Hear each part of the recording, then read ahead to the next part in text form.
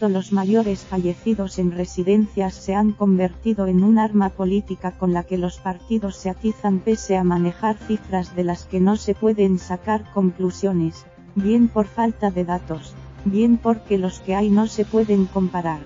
El Ministerio de Sanidad prometió hace mes y medio que haría pública la información sobre estos centros, tras pedir a las comunidades que le mandaran sus datos. Aún no lo ha hecho. No todas han hecho igual el recuento y resulta prácticamente imposible homogeneizar. Hay unos 19.200 fallecidos con coronavirus o síntomas compatibles en las residencias de servicios sociales, según datos de las autonomías de finales de mayo. Madrid se ha situado en el centro del debate político. Se cruzan las afirmaciones de su presidenta, Isabel Díaz Ayuso, que asegura que su comunidad tiene un porcentaje de fallecidos en residencias mucho menor que otras autonomías, con las acusaciones del vicepresidente segundo del gobierno, Pablo Iglesias, de haber cometido un posible crimen al aprobar protocolos por los que se restringía la derivación de grandes dependientes a los hospitales. El PP culpa al mando único del gobierno de lo ocurrido en las residencias. Pero el Ejecutivo recuerda que las competencias son de las autonomías y que ha dictado órdenes como la que habilitaba a intervenir residencias que se vieran desbordadas por la pandemia. Esta semana se constituirá un grupo de trabajo entre las autonomías y el Ministerio de Derechos Sociales para abordar lo sucedido y las medidas ante futuros rebrotes. Ante la falta de datos homogéneos, El País ha elaborado varias estimaciones, tanto en números absolutos como relativos. Porcentaje de fallecidos sobre el total de residentes. Madrid tiene los peores datos. Solo mejora en una hipotética clasificación al comparar el número de decesos en estos centros respecto al total de fallecidos de la comunidad. La afirmación este fin de semana de Pablo Casado murieron más ancianos donde no gobernaba el PP muestra, además del uso partidista de la tragedia, que se están comparando cifras que nada tienen que ver.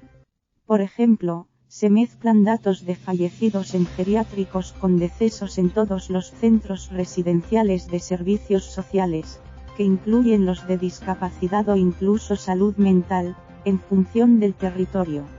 Esto último es lo que pidió el Ministerio de Sanidad a las autonomías en abril, que informaran 2 veces en semana del global de decesos, bien con el test hecho, o con síntomas compatibles. Porque uno de los principales problemas en estos centros es que escasearon los test y muchas muertes quedaron sin la confirmación de una prueba. Pero comunidades como La Rioja o Andalucía no informan de este extremo. Por ejemplo, Madrid, Castilla y León y Castilla-La Mancha no aclaran cuántas personas han fallecido específicamente en geriátricos, sino que dan una cifra global de fallecidos en residencias que también incluye en las de discapacidad o salud mental. Madrid y Cataluña solo comunican el número de residentes que han muerto en los propios centros, y no incluyen los decesos en el hospital, como sí hacen la mayoría de las autonomías. Resulta imposible incluso conocer cuántas personas vivían antes de la pandemia en los centros. Algunas informan sobre el número de residentes, otras dan una estimación, otras, un número de plazas, ocupadas o no. No hay datos homogéneos. De ahí el baile de cifras, asegura el epidemiólogo Jesús Molina Cabrillana, miembro de la Sociedad Española de Medicina Preventiva, Salud Pública e Higiene, que considera casi imposible que ahora, de forma retrospectiva, el Ministerio pueda homogeneizar los datos cuando antes no hubo un protocolo común de declaración. Los fallecidos por coronavirus, añade, deberían haberse declarado desde el primer momento con una definición única, o solo síntomas, o síntomas y PCR de confirmación o solo PCR. Con la heterogeneidad actual es difícil comparar, concluye. Si el objetivo de comparar es saber si un territorio lo hizo mejor que otro, en lugar de ver porcentaje de fallecidos en residencias sobre el total de muertes, lo ideal sería saber cuántos residentes fallecieron, porcentaje sobre total de internos en residencias, o la letalidad, Sobre el total de contagios en residencias, ¿cuántos murieron? Sin embargo, en muchos casos estos últimos datos tampoco los facilitan las comunidades. El uso de cifras no comparables está dejando estos días titulares engañosos, como que 7 de cada 10 muertos en España vivían en residencias. ¿De dónde sale ese cálculo? Del número de fallecidos en estos centros, más de 19.000, y el total de decesos que da oficialmente Sanidad, más de 28.000. Sin embargo, esta última cifra solo cuenta a quienes dieron positivo en una PCR. La primera incluye a residentes que murieron con síntomas pero sin confirmación. Estos datos de mala calidad, en resumen, acaban diciendo lo que a cada uno le interese. Para que Madrid quede mejor que otras comunidades, basta con tomar alguna de las cifras que facilitan las autonomías y compararla con el total de fallecidos. A Madrid le sale un 41%, porcentaje inferior al de Aragón, Asturias, Extremadura, Cantabria, La Rioja, pero Madrid sale peor parada en un ranking por comunidades si se calcula el porcentaje de fallecidos sobre el total de residentes. En este caso, El País lo ha calculado con datos de las autonomías y cifras de un reciente estudio del CSIC para los casos en que éstas no los facilitan. La gestión que hizo Madrid de las residencias de mayores está bajo la lupa de la justicia tras las denuncias de decenas de familias que aseguran que sus mayores fueron discriminados por edad, por ser dependientes o simplemente por vivir en una residencia y no tener cobertura sanitaria privada. Madrid elaboró y distribuyó a sus profesionales protocolos con criterios de exclusión para no derivar a residentes a unos hospitales que a finales de marzo y principios de abril estaban desbordados. Madrid llegó a tener 1.528 camas de UCI ocupadas cuando antes de la pandemia solo disponía de poco más de 600. Casi triplicó su capacidad. Pero no fue la única comunidad con protocolos que incluían criterios de exclusión.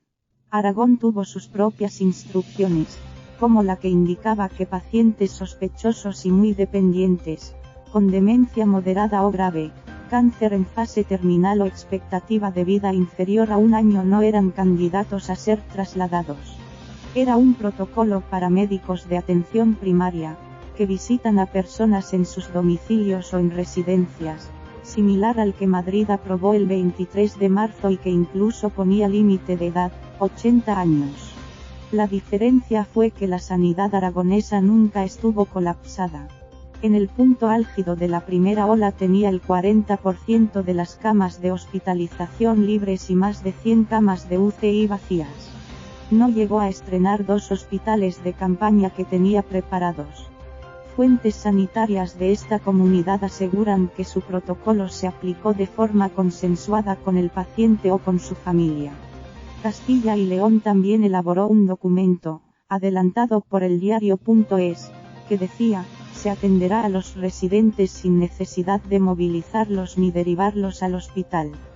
Tenían que darse ciertas condiciones, como garantizar la atención sanitaria, cuidados paliativos, oxigenoterapia, antibióticos intravenosos. El protocolo se cambió el 16 de abril.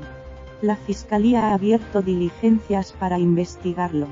Nos centramos en el diagnóstico para que no se repita algo así. La sociedad no nos lo perdonaría, apunta José María Toro, de la patronal CEAPS. No teníamos información previa y las residencias no estamos preparadas para atender a mayores con problemas de salud agudos, explica. En lo álgido de la pandemia se vieron sin equipos de protección individual y sin test, por lo que no podían aislar bien a los mayores, muchos asintomáticos. Geriatras y expertos en paliativos explican que en muchos casos el traslado al hospital de personas muy enfermas y que ya venían de una situación delicada no les proporciona ningún beneficio. Pero insisten en que cada caso debe ser valorado individualmente y que en su residencia o domicilio tienen que poder recibir todos los cuidados, algo que en muchos centros no se garantizó ya que no se medicalizaron, como ocurrió en Madrid. Toro añade que los protocolos que han trascendido, aún legales y con criterios clínicos, excluyan al 90% de los residentes. Por ello anima a que se cambien. José Manuel Ramírez, director de la Asociación de Directoras y Gerentes de Servicios Sociales, asegura que falló fundamentalmente la asistencia sanitaria, bien en hospitales o en los propios centros, algo inadmisible y cruel. En la nueva normalidad las comunidades deben regular la coordinación con el sistema sanitario y planes de contingencia en cada centro. Toro añade que no comprende por qué, si las residencias dan los datos, el gobierno y las comunidades no han sido capaces de homogeneizarlos. Ramírez pide un sistema de monitorización de los centros, un sistema de alerta temprana que aún no se ha hecho.